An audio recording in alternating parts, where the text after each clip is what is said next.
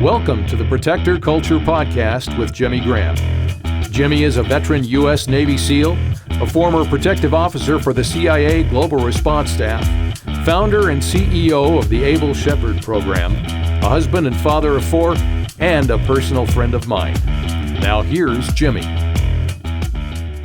Hey everybody, welcome back to the Protector Culture Podcast with Jimmy Graham. I'm your host. I'm Jimmy Graham, your BK. BK in the house. Able Shepherd 051. Yes, sir. I memorized now, man. Yeah, you got it down. I forgot mine. I've memorized yours. I forgot mine. 001. There it all began. It seems like a long time ago. You know, we're coming up on 10 years in June. I did not know that. Wow, yeah. That's awesome. The actual business is Duty to Act LLC. Doing business as Able Shepherd, it'll be 10 years in June. Congratulations. We can have a party or something. Is it also your anniversary in June? No. It's a birthday. That's Rachel's birthday. Eden's birthday. Mama's birthday too. Busy month for you. It is. This episode is brought to you by Able Nation. So give a shout out to the Sage. What's up, Neil Pinkham? So Able Nation, that's able-nation.org, was created to help individuals that don't have the funds to secure your church, your school, your civic group. If you need help, some assistance with security gear, medical gear, with scholarship, all those funds, Able Nation can help. Contact Neil at able-nation.org. Easy. Like when I say easy application, I think it's 5 questions. And basically making sure you are represented by a church and that you're going to do the right thing and that it's going for what it was supposed to go for. Yeah. And that's a done deal. And then we get involved and we help out. So it's pretty cool. Stuff. What's up, Sage? Love you, brother. All right. So, man, I think we're calling this one Fix It or I Will. Fix it or I will. Because we just came up with that 5 minutes ago, right? And it was kind of, you said that, what you just said. Yep. And I said, okay, let's do it. What's wrong That's with coming from the context of it, from children. Yep. From children that this is a great idea. I have no idea where this one's going to go, but I think it's, you saw a little passion seep out of old Jimmy Graham. Passion and excitement. And you're like, you need to talk about that. Because we had a different plan. I think we got to follow up. After this one, we might delve into that one. But you said, hey man, just say that. So what I was talking about was our children right now seeing that things are broken, and this amazing thing that's coming out of them is this essence of, hey, this is broken and you guys need to fix it or I will. Yeah. Right? And I love seeing that coming out of our young people because it just it's shameful what's going on, that some of these conversations that we just had a minute ago are absolutely shameful. They're absolutely disgusting. What's going on with our government, with how we're treating babies, born and unborn. It's absolutely shameful, and it disgusts me. So it motivates me and fuels me to do something about it and to do more. And we're doing plenty, but I've said it many times this way. If you ever ask me, what have I ever done for my country? My answer will always be not enough. Not enough. So this week, even more so after coming back from Vegas, there's another void, this other gap that I've seen, a vacuum, a hole in the wall where once again we can stand in the gap and we're going to figure it out. So there's more value that we can add. Yep. I just ID'd something, so you can help block me from the rest of the staff. Jimmy's got another idea, but I can't stand it. It's making me crazy, so I can't sit still. So, so fix it or I will. Let's go ahead and jump in. My man BK, did I tell you? Oh no, you saw it. Maybe we get the video, some clip it in. A couple weeks ago. I hadn't seen it, but you said, oh, by the way, did I tell you what Parker and I did? No. I'm sorry. I was talking about, so Rebecca on our daddy-daughter date. No. You saw this video. No. Oh. From Slack. I was thinking daddy-daughter dance, not So this is what happened. So this is just once a week. It's one-on-one time. Every Sunday, Rachel and I, it started with me taking the kids out and just spending some time with them and saying, hey, every week Dad's going to go out with one of you guys. We're going to rotate. It's birth order. Sarah has a calendar. So she's officially in charge, my 12-year-old. She's in charge of the whole deal. And she keeps track of whose date it is. So it was, now Eden's in the mix too, my little one. So it's Eden, Christian, Sarah, Rebecca, and then it resets, right? Well, Mom was getting kind of missed out on this deal. So now we go in birth order because there's 4 of them. It's birth order. And then whoever did the last one, Sarah, double check me, honey. So if I mess this up, then you can let Daddy know.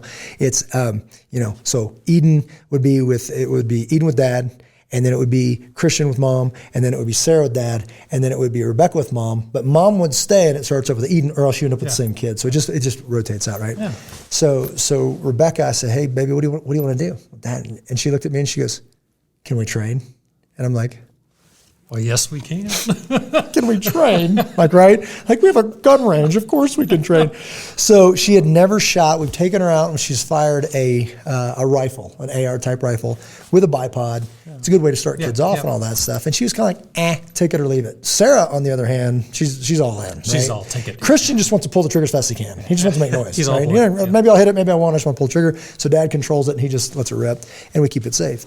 But she says, she's been asking this for a while. First, it was kind of self-defense, striking and mitts and all this stuff. And I bought some for Christian.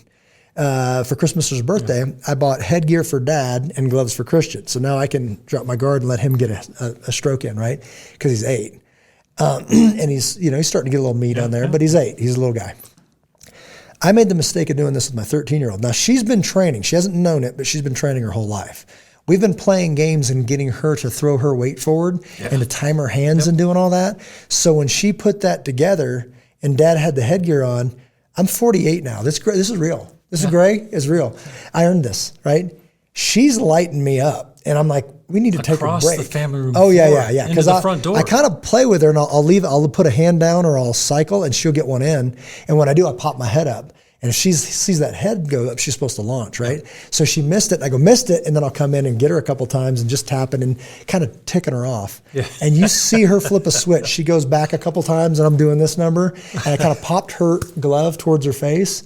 You see a light go off and she launches off that back foot and I take a ride across the living room. And I'm laughing, but it's kind of like gaining momentum. So when I hit the front door, I'm moving pretty quick backwards. And now I'm like, okay. And now she's like kidney punches and the whole thing. It's just beautiful. But so anyways, so back to a couple weeks ago, we come in. We have, we're fortunate to have our own live fire range, but in this building we have a shoot house and we have simunition. It's a real Glock 17T. It's real simunition FX. So you're shooting real projectiles. They're just non-lethal, right? And the weapon functions the same. It's exactly. So it is a Glock firearm. It just doesn't shoot 9mm bullet. It fires a training safety round, still primer, still gunpowder. It's just non-lethal what comes out. Now that'll zap you, but we're shooting a target. So just like at a range, she gets an exact range experience, and she's going through a very basic version of what we would call our 3-3 drill. Yeah. But it shows that they know how to handle the firearm, that they understand marksmanship, that their draw is clean and safe, and it's repetitive. It's 3 shots, reload, 3 shots. Maybe I did 5, I forget. But she goes through there. She is absolutely giddy that she is training with me in a class, and it's just her, and she's getting this capability, right? So it was just this beautiful, like, can we train? Like, are you kidding me? Okay. And now she wants to, another one of her little girlfriends, she's 13, and she's got another friend, and they want to start doing more physical stuff. Now, as you know, Daddy Boot Camp's coming up. Right? Daddy Boot Camp. So Daddy Boot Camp, every summer I take my kids out with some other families. We invite families. It's some dads started it. We go to the Miller Activity Complex in Castle Rock. Beautiful park, beautiful. We're the ones out there doing lunges and doing all this kind of stuff, and we do it twice a week with the kids, and it just keeps them leveled. It actually does. They're doing lunge. By the end of summer, they're smoking. I can't keep up with them in lunges. Yeah. One, they got less body weight, and 2, they're gone.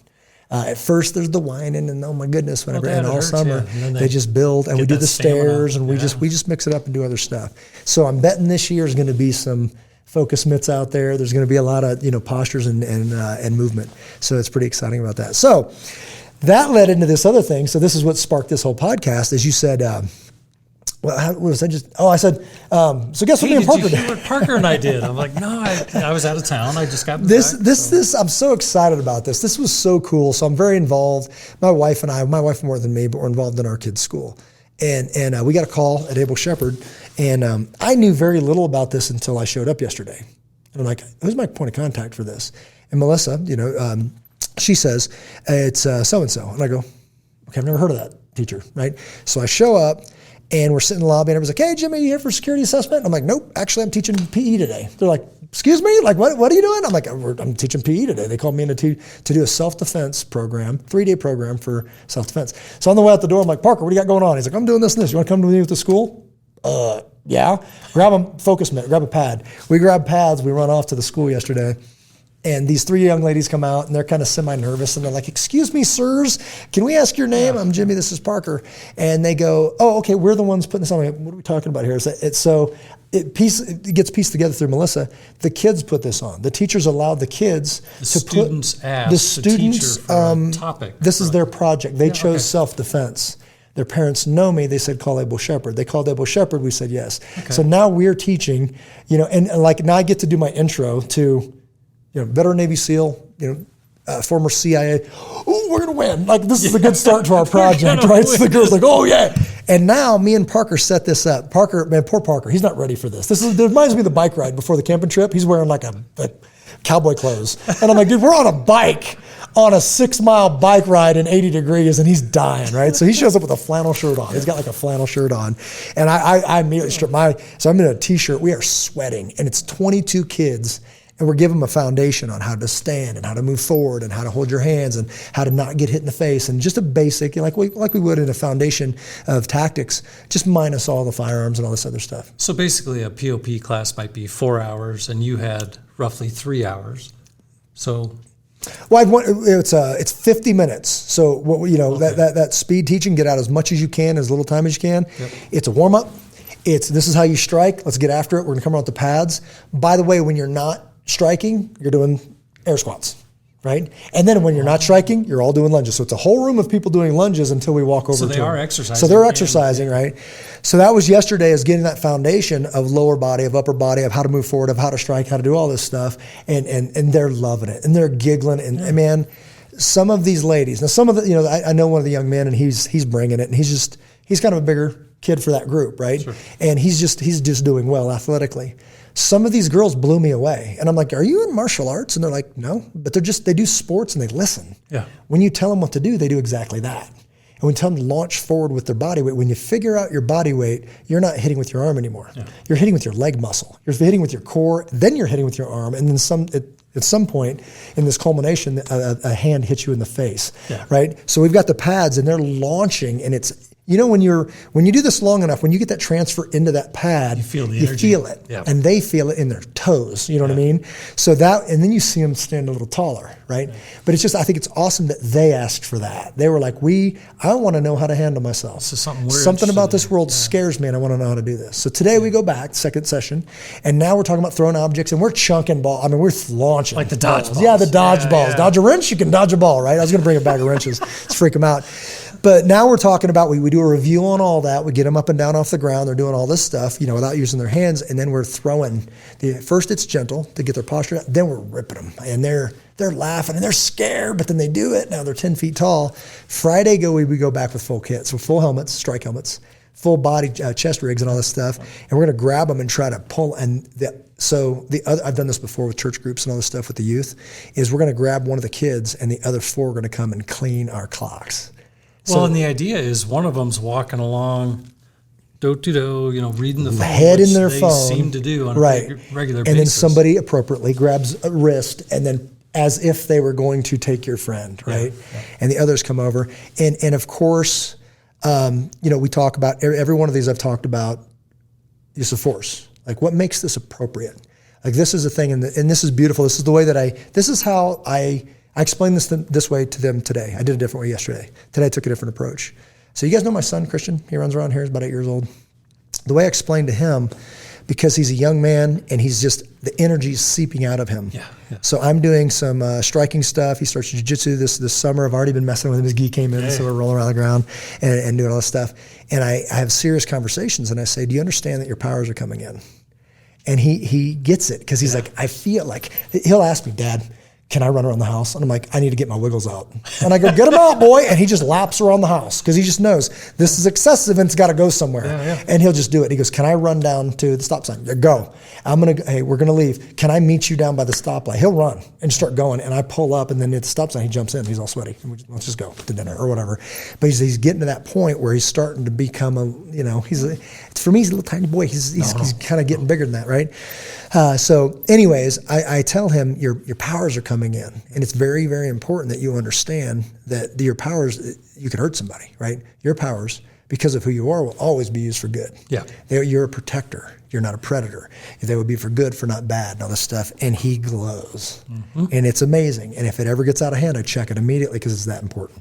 Right? And he knows it, and he needs to know it. So I started with that story, telling them how important it is, right? But you have a right to defend yourself and your friends, and your others. Nobody has a right to touch you, to hit you, to do all this stuff, and you do very much have a right to defend yourself. So I think it's fantastic. Oh, it's so good. I think it actually should be just part of a class because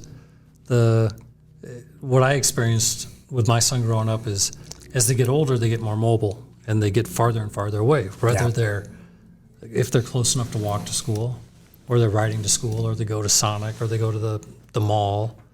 Any of these places with a lot of people in confusion, snatch and grab is seconds. Yeah. In a heartbeat, poof, gone. And this happens. So it's fascinating and yet exciting that a group of students asked specifically for this from a teacher. We want to learn about this. And I love our school, and I love that they allowed that. I love that they helped facilitate it. I love that the kids took charge of it and awkwardly talked their way through greeting us. And do you need anything? And you tell us where to be, when to start. We'll take it from there. Okay. And then they introduced us professionally, and then we just took over. Yeah, that's what we do. Like this is, okay. And you're not creating bullies. Right. You're creating people that something goes sideways, they can defend themselves and their friends. Yeah. Which is fantastic as they grow older. Yeah. So, Did I tell you that we did it was an older group, so this would have been high school. This is in later high school, and they were doing a project on how to support law enforcement, which was it was kind of like we see what's going on in the world, and we respect law enforcement and first responders, and I'm not sure how they got mine. Oh, I know, I do know. It was a guy that said, "Hey, do you mind if they call?" And I said, "Sure." And they go, "You work with law enforcement?" I go, "Yes, I do, but I'm not law enforcement." They called to see if I had any ideas on how they could go about that, so I did an interview with them. But it was different. It was a Zoom call.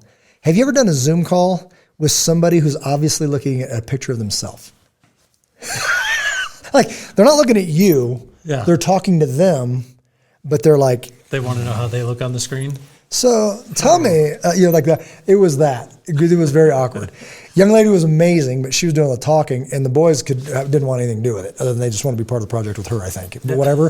And it was just awkward. That's the first time I've experienced that with like, I don't even know that we're talking about anything anymore. We're just talking, and I think you're looking at yourself. We had another incident. This was not incident. We had another amazing situation where there was a young lady for her senior project. Oh, yeah. That was doing an emergency active shooter training for her classmates, presenting a project to her classmates for active shooter. Yeah. So they came in and we created a video. She did a bunch of training, and it's one of our guys, one of the Able Shepherd's daughter. He couldn't have been more proud. She came in and did several series with us. Yeah. And the video came out fantastic, and the presentation went well, and she got a good grade. But again, she asked for this. They talked about a little bit about what her options were and asked about it. And she's basically, I want to make my environment more safe. I want to make they don't know what to do. You ask them, like, I guess I'd do this, and it's wrong, right? So she's like, I know some guys. So we did, do you remember? I know we did the tourniquet stuff. I know we did evac. I think we went right down the defend modules. Defense, evacuate, fortify, emergency medical aid, I came by to take some pictures and maybe capture some video. And there was one part of the training she did not have a strong interest in. And I said, well, how about we make a scenario? Turn and act like you're locking your car, put your backpack on your back, and we'll just pretend you're leaving the movies. And when she turned around, I was literally, our hair was like brushing. She's like, whoa, that's what we need to prepare for. That's how fast it could happen. And just kind of reinforce some of the drills that you must have taught in previous in classes. And she walked away, like you said, head a little taller, shoulders a little broader. Like, I can do this. I can go up to university and take care of myself. I know I'll be okay. So, yeah, that was a great experience. She's studying abroad right now. And I talked to her dad about that, and he's like, I'm so glad she did that, at least to just have that conversation even airports, internally. train stations. It's all that. I mean, it's crazy. And I just saw a picture, and then Dad couldn't be more proud and all that stuff. And we've done this in the past, and we'll probably end up doing it maybe this summer again. But it's called Back to School. Back to school. And it was for young ladies in particular going back to college. And we gave them. It's not only the physical self-defense training. It's also situational awareness training for when you're in an unfamiliar place, right? Like how to get out of a space, how to not get back, whatever. So situational awareness, it's devices if they're traveling, like when they're traveling. That one was actually called, I think, Traveling Abroad. So there's different classes of even little things you can buy and take with you. Like, have you ever seen the doorstop? What? So the doorstop. The doorstop. So one, it makes a lot of noise. It lets you know that door opened. And it does hit a doorstop which is defeatable most times, especially on the cheap plastic ones, but it gives you time to assume a posture, at least get the covers off you. Because if you have to defend yourself while you're wrapped in blankets, you're fighting as a burrito, right? You're like, if it grabs you and your arms, you can't move them, then it's just not good, right? So I want to make sure that people understand that. So if I remember correctly, with the Defend modules that we use, I think we went right down our Defend modules for her video presentation. That's defense, evacuate, fortify, emergency medical aid, notify others in your immediate area, and dial 911. Yep. So those spell defend, and if they don't know those 6 phases, you just start broken, right? Yep. So that's what we did, and we gave her little videos and explanations. She did tourniquet training, she did all that stuff, and then she presented it in her. But he got her, I think, for Christmas, and her stocking was a tourniquet, and threw it to her and said, "Tourniquet!" And she's like, "Go!" And it's like 15 seconds, go, right? Time. You're a young person. Let's talk about that. How's he doing? He's doing good. Thank you for asking. Recently got promoted. Proud of the young man. Tell him I'm proud of him, man. Tell him hello. So yeah, I think he's doing well. Yeah. Hopefully he's following us. My brother, what's happening? I don't know about this episode. He's in the middle of the desert. And I said, "What are you doing?" He's like, "I'm sleeping in the desert." Right on. Okay, have fun doing that. So he'll be back another month or so. Yep. Right on. We'll see. We got a couple Marines. Todd's son. Todd Brock. Yeah. Yep. He got in an accident in his vehicle. Yeah. Praise the Lord that he was not hurt. I looked at that card. I'm like, this is not going to be a good text. He said, nope, was not hurt.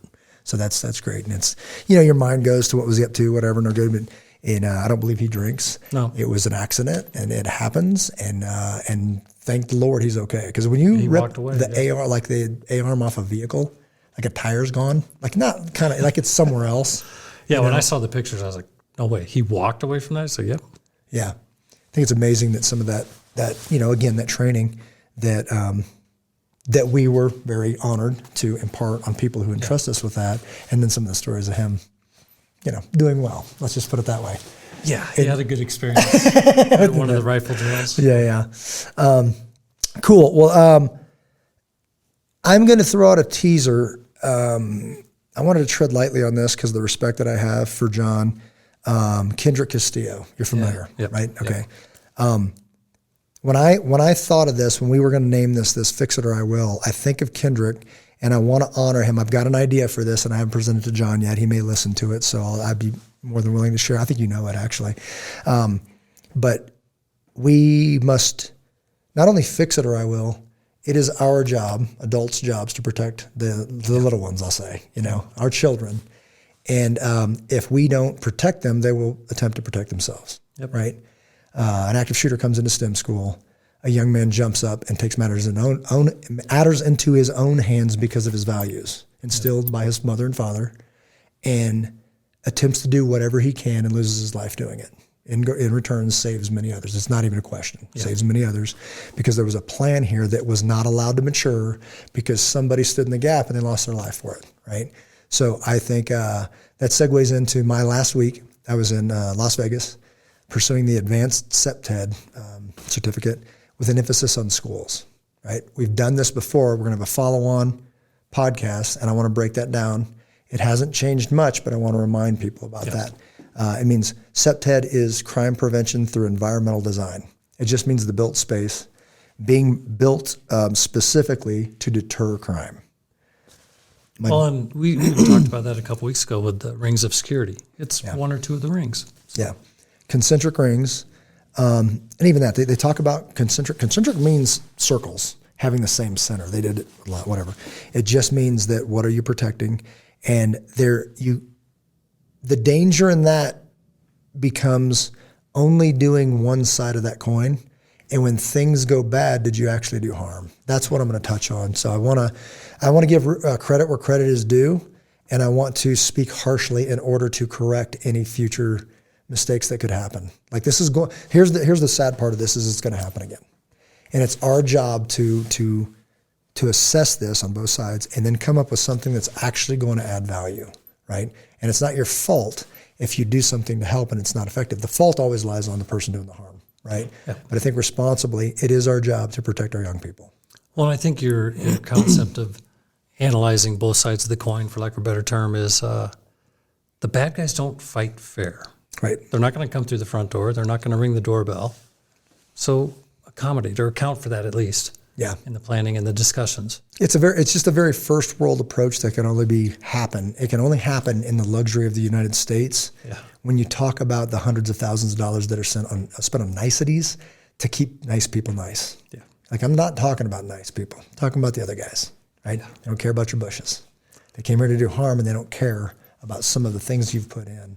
But now you've taken away actual hardening measures, and that I have a problem with. Yeah, it was interesting. I don't know if you knew this, but when I was a little guy, Dad was Air Force. We grew up in Turkey. Mm-hmm. We had armed guards at our school and our residence. Yeah. From the Turkish Army, not U.S. Air Force, but you get outside of the comfort zone. It's a different world out there. Yeah. And they do what they need to do to protect their children. I think we should do it here as well. I think so too. I will go way into more of this. People say, "Well, I don't want it to look like a prison." No, doesn't need. I agree, but you've been overseas, and I've worked at embassies. They do not look like prisons. They're some of the nicest places I've ever been, right? And people appreciate the walls, right? Because they understand what that means. We can live normal, productive lives and happily do what we came here to do because of those walls, right? It's just this. We can go do this. I'm not scared. I'm not worried because I know there's a physical barrier saying the people that want to do me harm are going to have to work for it. Yep. Cool. Any parting thoughts, brother? Like I said, the fix it or I will. Really, I see it. I see it happening with young people when there's these questions, whether it's with my kids, their friends. All of a sudden, they feel something's wrong, and they're more interested in the right way to do it.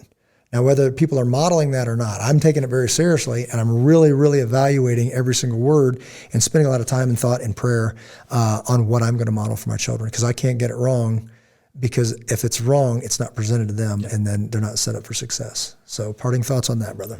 You know, my parting thought is I'm proud, I'm excited for those kids that, a teacher asked them an open-ended question. They said, "Hey, here's what we'd like." And it's, I don't think it's mean or malicious or they want to be bullies. They just want to have a little something in their pocket. It's a big, bad world. They can go out there and stand strong, be ready. And I think it's great that you guys made it fun and approachable and energetic. And, do some air squats while you're waiting to punch Parker in the face. That makes me giggle a little bit. Get nice and warmed up, lay one on and them. now hit Parker. They were hitting me too. Yeah. So, awesome, brother. So we'll go ahead and wrap it up. I do want to, so just that we'll mark this down. There's a book out there called The American Covenant by Marshall Foster, right? I want to delve into that because a line grabbed me, and I want to end with this because I believe it offers encouragement. I'm sick of people saying there's nothing we can do, blah, blah, blah. And I'll mess this up a little bit, but it talked about, that the same God of, from Abraham and Isaac and Jacob, this is the way he works. And when he unleashed, he's like, the greatest weapon he's ever unleashed, meaning God, is the self-governing Christian man. Yeah. And that kind of filled my sails a little bit. Mm-hmm. I was like, this is how he does this. This is how this works, right? So to belittle yourself and say you can't move the needle, it really is a lacking in faith. Right. And coming up on Good Friday and coming up on Resurrection Sunday and all that stuff, I'm super excited about. This is a big weekend for us. But it lifts me up and just says, I'm going to turn this into fuel. Fix it or I will means I'm going to attempt to fix it because it's not yours to fix. Right. Yeah. I know I can't. I say it this way to my kids. It's not our job to save the world. It's our job to try. Yep. Like, not our job to save the world. That's already been done. Yep. It's our job to try. We honor God with our efforts. So, all right. Thank you, brother. Thank you. I appreciate it. Good chat. I want to sign off by thanking once again, able-nation.org. Hit up to Sage Neil Pinkham if we can assist in any way, and learn more about us at Able Shepherd. Until we see you again, God bless each and every one of you. Take care of one another.